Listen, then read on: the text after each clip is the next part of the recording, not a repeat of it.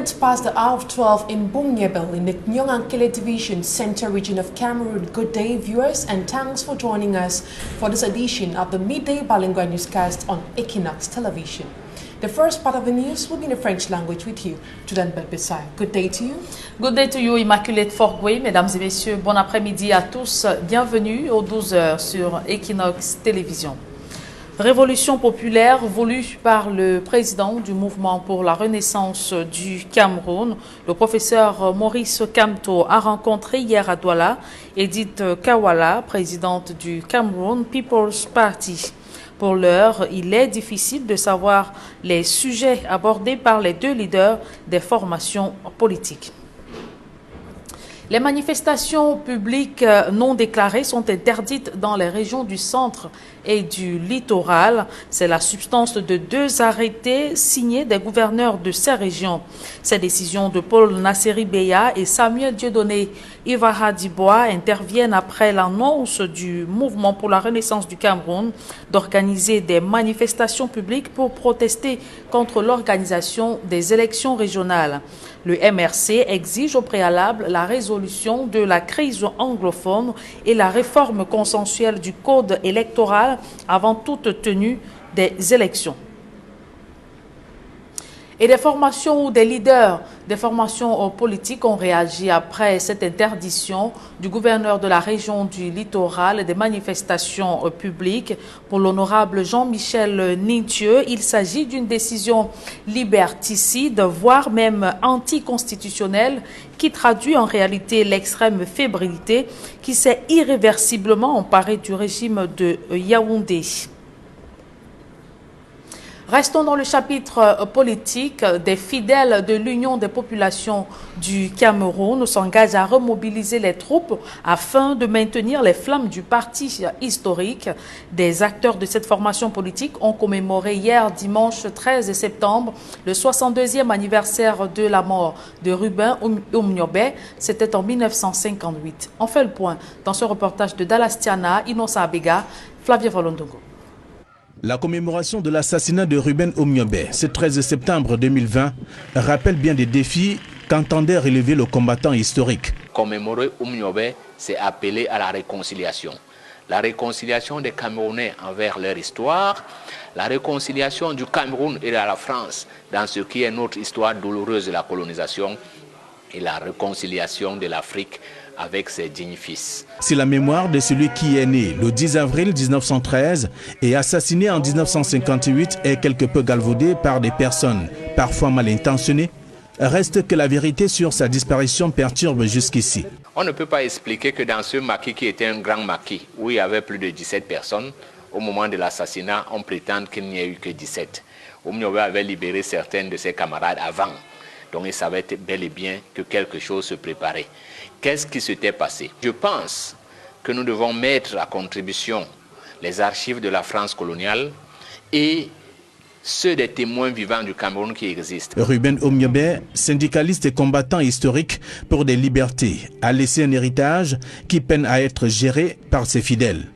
L'UPC, l'Union des populations du Cameroun, presque en lambeaux, est méconnue des jeunes générations à cause de ces multiples factions dans lesquelles elle nage. Le modèle de développement que nous avons hérité de la colonisation ne peut pas être un modèle qui va perdurer si nous ne disons pas la vérité. Cet événement, pour moi, est souvent un événement heureux parce qu'il nous interpelle sur ce que nous devons faire de cette conscience, de ce héros tutélaire qu'est Ruben Oumniobé pour la jeunesse camerounaise.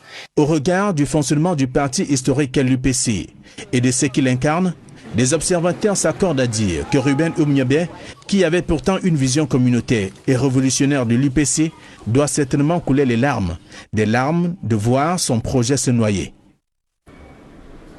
Autre sujet d'actualité dans ce journal, le Cameroun importe 200 000 tonnes d'huile de palme par an pour une dépense de près de 30 milliards de francs CFA. Et pour faire face à ce déficit, une plantation de 50 000 hectares a été lancée samedi dernier à Campo par le préfet de l'Océan, Joseph Abena. Le Cameroun connaît un déficit important en production d'huile de palme. Une situation qui plombe considérablement l'économie par la dépense importante des capitaux. Au Cameroun, depuis plus de 10 ans, on souffre d'un déficit d'huile de palme de pratiquement 200 000 tonnes d'huile de palme. C'est importé de la Malaisie, de l'Indonésie, aujourd'hui du Gabon voisin. C'est près de 30 milliards chaque année qui partent à l'extérieur, c'est nos devises. Et le projet entend résoudre ces problèmes économiques avec une solution camerounaise, car c'est une société 100% à capitaux camerounais qui va utiliser la main-d'œuvre camerounaise. Pour faire face à cette crise alimentaire, l'État du Cameroun, en concession avec des opérateurs camerounais, lance ici à Kampo 50 000 hectares de plantations d'huile de palme. Il y aura également les unités de transformation de palmiers pour une capacité à terme de 180 000 tonnes d'huile de palme et 18 000 tonnes d'huile de palmiste.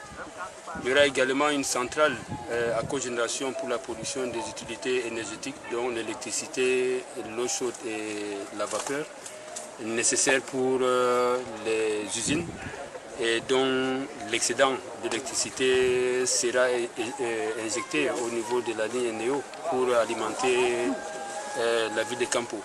Il y a également une centrale de traitement des eaux usées pour des questions environnementales, pour produire de la méthane et des engrais biologiques. Ce projet avait d'abord connu une résistance des populations avant son appropriation par les communautés et la commune de Kampo. Vous voyez, il y en a qui n'avaient pas bien compris un peu le bien fondé de ce projet.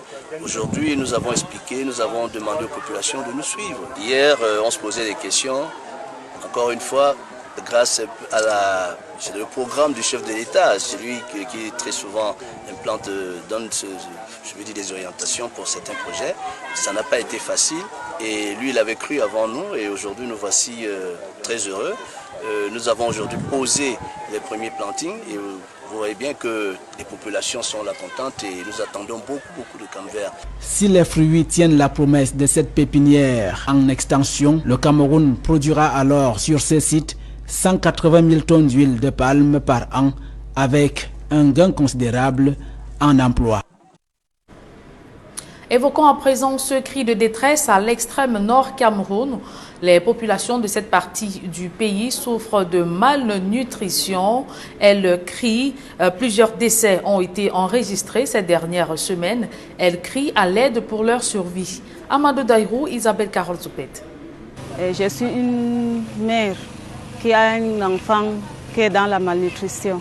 Il lui faut du repas qui a des vitamines, mais les moyens nous manquent. Comme cette habitante de Kaélé, à l'extrême nord Cameroun, de nombreuses familles dans cette partie du pays sont frappées par la malnutrition, avec 35% de la population souffrant de cette maladie, dont 13% de façon sévère. Des chiffres qui font de cette région la plus touchée par la malnutrition, suivie du nord, la Damawa, et de l'est. Le manque de moyens financiers, l'insuffisance des denrées alimentaires, surtout avec les fortes inondations qui détruisent de nombreuses plantations, ainsi que la faible variété des aliments consommés par les habitants, sont entre autres les causes de ce taux élevé de cette mauvaise nutrition à l'origine de nombreux décès. Ici à Kaélé, comme il ne pleut même plus bien, les milles ne donnent pas. On n'a pas assez d'arachides, on n'a pas assez de quoi nourrir nos bébés. Finalement, nos enfants tombent de la malnutrition. Il n'y a pas de quoi à manger. Donc l'enfant n'a pas beaucoup de vitamines. Comme ça qu'il y a trop de taux de la mortalité dans la malnutrition. Malgré les actions menées par le ministère de la Santé publique et des partenaires qui vont de la prévention à la prise en charge pour lutter contre la malnutrition, la situation reste préoccupante. La sensibilisation se poursuit tout de même pour éduquer ces mamans sur l'utilisation des aliments locaux afin de soulager ces enfants. Il s'agit d'une combinaison savante, scientifique, des aliments disponibles sur le marché local. Nous travaillons de concert avec les commerçants pour s'assurer de la disponibilité de ces aliments.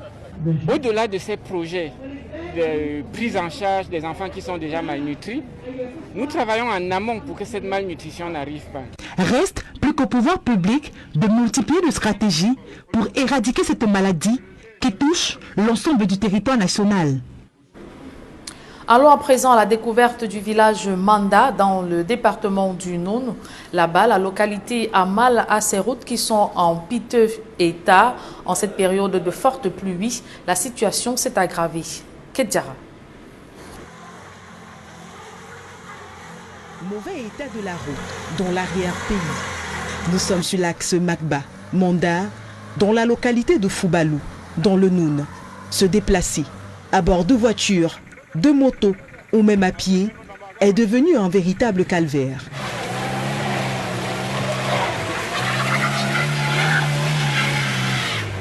Pour cause, la route communale qui avait été aménagée pour le seul mouvement entre les petits véhicules des communes doit désormais faire face à un trafic intensifié composé la plupart du temps de gros porteurs chargés de marchandises qui font le lien entre la région de l'Ouest et la région du Nord-Ouest en toute sécurité.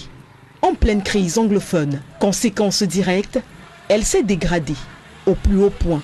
Avec la saison de pluie, elle est glissante et jonchée de crevasses qui représentent un obstacle majeur pour la circulation des véhicules. Pour s'en sortir, les usagers sont des fois obligés à prêter main forte aux chauffeurs, quitte à se mouiller ou même se salir, la seule priorité étant d'arriver à destination.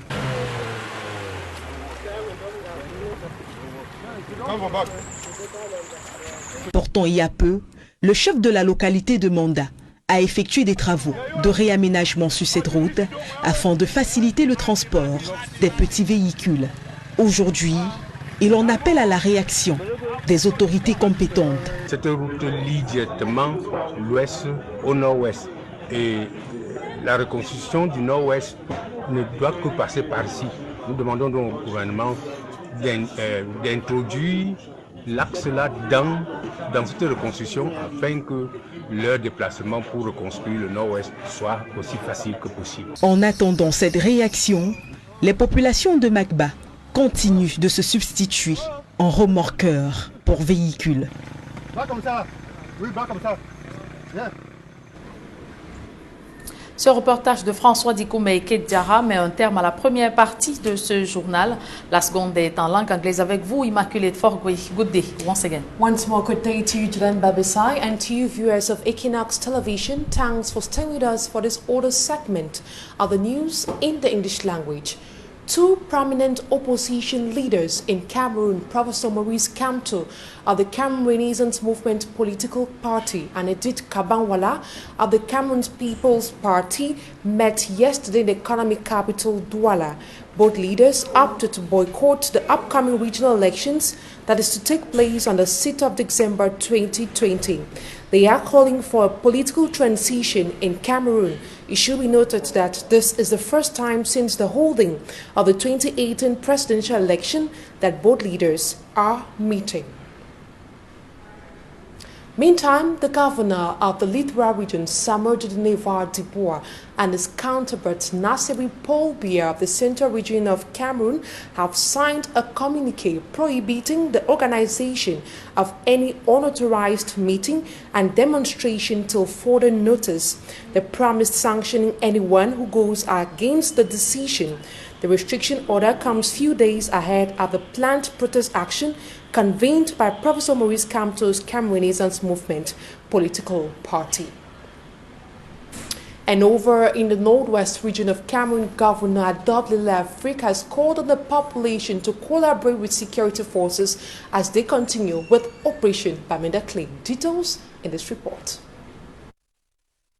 Activities in the town of Bamenda has been grounded for several days now following the ban on motorcycles from circulating in the Bamenda 1, 2 and 3 subdivisions. Separatist leaders on their part reacted by banning the circulation of vehicles in the town in solidarity with motorcycle riders. In response to the regular attacks witnessed in the city of Bamenda, the Defense and Security Forces launched an operation known as Bamenda Clean. Added to that, the governor of the region, Adolphe Lafrique, chaired a security meeting that grouped the 7 senior divisional officers alongside heads of the defense and security forces. Governor Adolphe Lafrique called on the population of Bamenda to comply with the defense and security forces as Operation Bamenda Clean continues. A clean-up campaign I've started in Bamenda here. It is going to spread all over the Northwest region, where we are going to fight against the hoodlums, these guys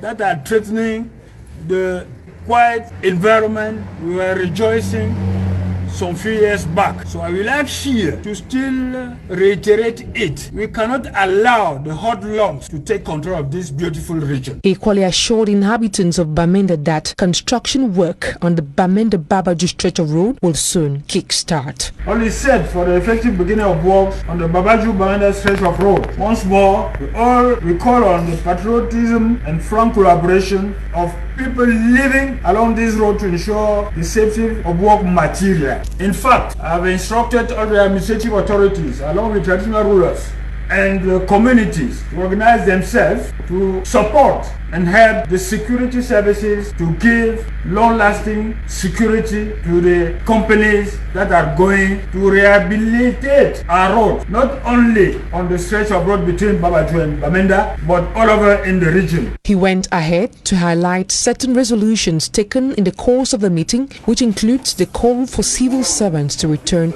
to their duty posts. The civil servants of this region to go back to their various working sites. If not, they are going to face the might of the laws and regulations of the Republic. And to fight against the ghost town, we are going, as from today henceforth, to send our inspectors to trace and sanction those who are not coming to work on Monday. We are also going to reinforce the security to help the civil servants that are going back to their various working sites to go there peacefully. The mayor of the Bamenda City Council, Paula Chombong, noted that the region is now plagued with killings, burnings and kidnappings. He says things can only get better if the population collaborates with administrative authorities, defense and security forces. Forging ahead in the pursuit. We now take you to the southwest region of Cameroon, where victims of the recent mud flow in Guti subdivision, Kupe Maninguba division, are calling on the government to carry out stringent measures in order to prevent any future catastrophe from occurring in the area. They were speaking while receiving aid from some elites of Guti. Innocent Aze has more. Lamentations of the recent mudslides victims in Loambo, Opa and Lowan Congo in Guti subdivision of the southwest region finally touched hearts, leading to a benevolent gesture.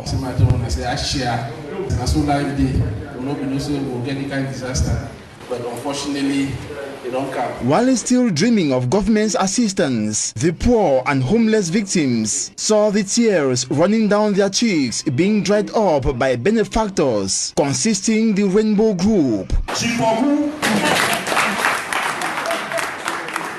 With an enveloped sum, foodstuff and moral support, these victims, accompanied by their traditional rulers and local administrators, can now smile and feel remembered and not neglected. Yes, and I'm very much happy for the help where they don't remember we, for the difficulty we will get them. And they see our struggle. At least joy flows in our hearts as our roads destroyed by the mud flow will be reopened. And our produce from the village, the fishing and for market. We are very grateful. We don't know say we know the produce of we alone. We go out for the way that they feel our pain and they share in it. Not easily. Once you don't show the call and I go and I support you. I'm too grateful because the situation we are facing is too much. The whole road is blocked. All the electric poles are being pulled down by the erosion. All our farms, our houses. Without food, you cannot live. Without potable water and electricity. Without a road, it is too difficult for a person to go out. I will only appreciate whatever they give me. My word that I can say is just to say thank the Rainbow. Let them continue to help us. The Rainbow Group benefactors say solidarity, unity and coexistence are brandished when need be. So we come here as a sign of solidarity for try for tell our brother the way they suffer from this landslide in Asia. Our brothers and sisters affected by the catastrophe deserve this act of solidarity. We particularly had at heart those whose family perished. We get a total amount of 3,300,000. And also there be lost families. We give them envelope for 100,000. Then those whose houses were destroyed. Then people where their houses are bit touched, 20 number, give them 50,000. Also, farmers who need roads to be reopened so they can be able to transport their farm produce to markets. Well, we support them with 200,000 for the two communities, so at the fit, when they go work, may they get something for job. Then, at the end of the day, we buy 66 bags of rice for the 11 villages. Each village gets 6. Despite this gesture from the Rainbow Group, government is still awaited to act by taking measures to contain same or similar natural catastrophe in future. Reporting, we leave the southwest region to the far north region of Cameroon, where health experts of the area say malnutrition is the leading cause of high death rates amongst children under the age of 5. They say that over 30% of inhabitants of the far north region of Cameroon suffer from malnutrition. Fomi Armstrong Sanda tells us more. Il faut du repas qui a des vitamines, mais les moyens nous manquent. Like this lady from the town of Kaili, 30% of inhabitants of the far north region of Cameroon suffer malnutrition, and out of this percentage, 15% suffer from severe malnutrition. These disturbing statistics from health experts in Cameroon places the far north region of Cameroon as most affected by malnutrition, followed by the north region, the Adamawa and the east region. Financial difficulties, insufficient food supply and natural disasters like floods responsible for the destruction of farmlands has been blamed for the high rates of malnutrition. There isn't enough food to eat and our children grow with insufficient vitamin. That's why many die here. Dans la malnutrition. Despite efforts employed by the Ministry of Public Health, running from prevention and medical care, malnutrition remains a major public health concern in the region. However, sensitization has been intensified to get women to better master local food rationing to eradicate the disturbing health situation. Nous travaillons de concert avec les commerçants pour s'assurer de la disponibilité de ces aliments. Locals, however, expect public health officials to multiply such strategies in order to kick out malnutrition from the national triangle. The Southwest Regional Delegate of Employment and Vocational Training has challenged youth in the region to develop a mindset of creating and not seeking jobs. Orok Thomas Ayong was speaking in Boya while addressing youth during a youth conference. Derek Jato tells us more from the Southwest region of Cameroon. Why are most youth still finding it very difficult to have jobs, even after leaving school with certificate qualifying them to diverse positions? You do more of theory, then when you come out, you don't really have the know-how to execute what you learned in school. You don't believe in yourself, so if you believe in yourself, I think you don't have a limitation. We the youth ourselves, we are not creative. We lack skills or talent. All of us depend so much on the government. And this is the reason Orok Thomas Ayong, Southwest Regional Delegate of Employment and Vocational Training, brought these youth together. He wanted these youth to point out their problems themselves, and in looking for the solution, his delegation took but a more practical approach by bringing on board other youth who are succeeding in their ventures to share their stories and how they got where they are today. At the age of 34, I am an inventor by occupation and profession. So let thoughts of doubt and fear not be your portion, from introduction to conclusion until you arrive your destination. Thank you. This platform is called Job Creation and Self-Employment Conference, and changing the mindset of youth from job seeking to job creation is the theme. Orok Thomas Ayong, Southwest Regional Delegate of Employment and Vocational Training, during his address, schooled these youth on the evolution of the society, the government, vis-a-vis jobs. We started where we brought companies or employers face-to-face with employees that they can have opportunity to be employed. They will realize that actually that could not have been a solution to the high rate of youth unemployment in Cameroon. So we have now to move from job fair to job creation or self-employment conference. You will bear with me that unemployment and poverty breeds instability in every system. And the one thing they need to know for takeoff. I think the most important thing is, first of all, to have self-confidence.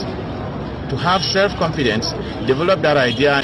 Exhibitions were also part of the package to better communicate to these youth on how they can create their own space and brand themselves in today's job market. And that report, compiled by Southwest correspondent Derek Jato, ends this edition of the Midday Bilingual Newscast on Equinox Television. Have a blessed day in the company of our program. Je l'aime beside. Rendez-vous demain 7h, Immaculée de Forgoué. Mesdames et messieurs, merci d'avoir suivi cette édition bilingue du journal. Restez en compagnie de nos programmes.